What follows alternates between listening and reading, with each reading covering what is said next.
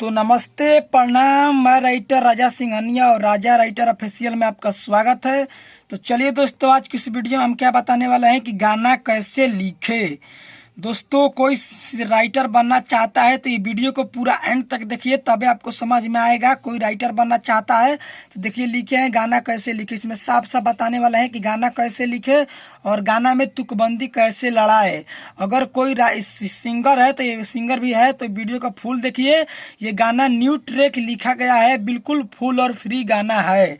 नए सिंगर के लिए फ्री भी गाना है और कोई राइटर बनना चाहता है तो उसका भी वीडियो है, वो देख लीजिए, राइटर बन जाएगा। गारंटी के साथ कहते हैं कि इस वीडियो को फुल देखिएगा तो राइटर बनने में कोई नहीं रोक सकता है आपको। तो प्लीज़ इस वीडियो में जान है, सिर्फ एक बार आप देख लीजिए तो भगाइएगा नहीं तो आपको समझ में नहीं आएगा। तो चलिए हम गाना को स्टार्ट करते हैं। तो चलिए दोस्तों, देखिए हम पहले क्या लिखे हैं, गाना कैसे लिखे। देखिए इसको मुखड़ा बोलते हैं, इसको यहाँ से यहाँ लगाई मुखड़ा बोलते हैं।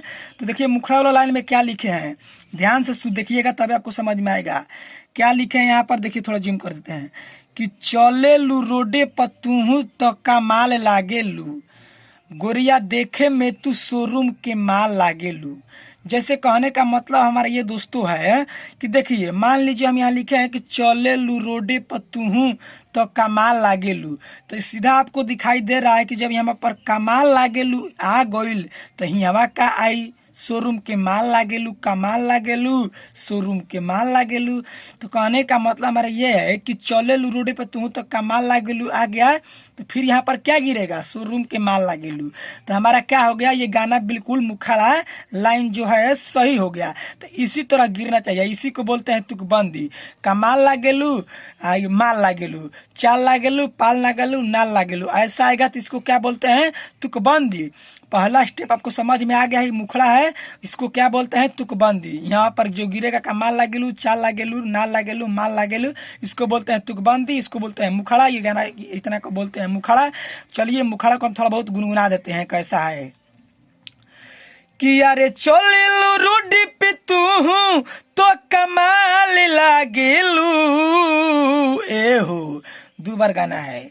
अरे चलिलू रोड पे तू तो कमाल लागेलू, आ गोरिया देखे में तू सो रूम के माल लागेलू, गोरिया देखे में तू सो रूम के माल लागेलू, कमाल लागेलू।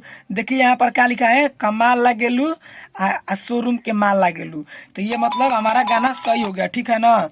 ये जो मुखड़ा है, मुखड़ा हमारा गाना जो है ये सही हो गया। अब चलिए हम चलते हैं अंतरा में। देखिए वो तो हो गया, डाउट आपका क्लियर। देखिए अब अंतरा में आ रहे हैं। अंतरा में क्या लिखे हैं, हाफ बाटे टी शर्ट तुहार जींस चपकौआ।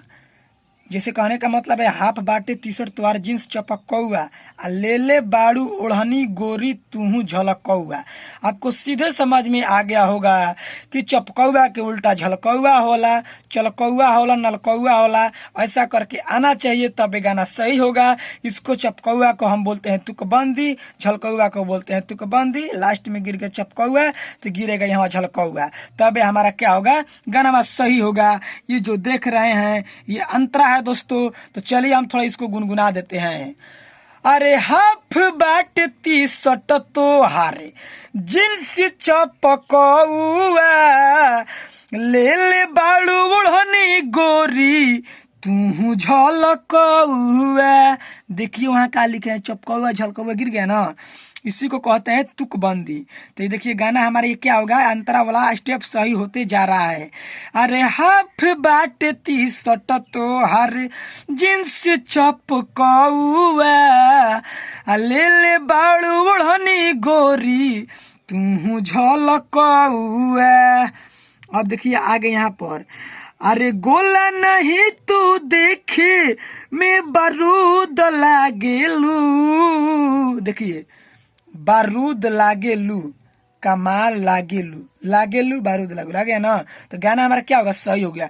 इसी को ना बोलते हैं कि तुकबंदी बोलते हैं, तुकबंदी। समझ जाओ, आप लोग गाना लिखने समझ जाओगे। अरे गोला नहीं तू देखे में बारूद लागेलू, आ गोरिया देखे में तू सो रूम के माल लागेलू। तो दोस्तों देखिए उधर से हम आ रहे हैं अब कले कले दूसरा अंतरा में। देखिए वो पहले अंतरा खत्म है, दूसरा अंतरा में क्या लिखे हैं। चढ़ली जवानी तहार बाटे न आड़ में। देखिए कि चढ़ली जवानी तोहर बाटे न आड़ में, तो यहाँ क्या हो जी, भाड़ में चाहे कुछ हो जैसा होता है, ठीक ना। चढ़ली जवानी तहार बाटे न आड़ में, मन करे धरा जाई हमें बिजली के तार में। आड़ का उल्टा क्या होगा, तार, चाड़, भाड़, ऐसा कल तो मतलब आना चाहिए।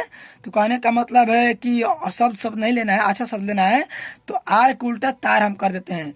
चढ़ली जवानी तोहर बाटे न आड़ में, मन करे धारा जाई हम बिजली के तार में।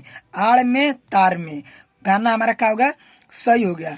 चलिए, अरे राजा सिंहनिया सिंगर के पहचाने लागलू, आ गोरिया देखे में तू सो रूम के माल लागेलू। तो हमारा क्या होगा, गाना ये बिल्कुल राइट सही हो गया।